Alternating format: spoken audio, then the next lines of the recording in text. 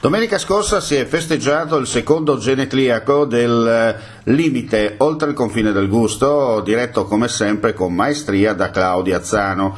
Seppur la domenica sportiva incombeva con Napoli-Udinese e soprattutto il derby di San Siro, la gente non ha voluto far marcar visita, come ci conferma la stessa titolare. A lei la parola. Sì, e spero risponda ancora, soprattutto perché questa è un'iniziativa importante per fare del bene, perché nel commercio c'è anche del cuore. Senti, cos'ha di particolare in questo locale?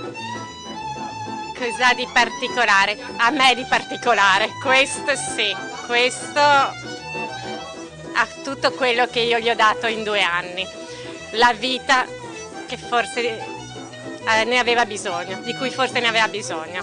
Insomma, il limite oltre il limite. Limite oltre il limite, sì. Cosa dobbiamo aggiungere ancora?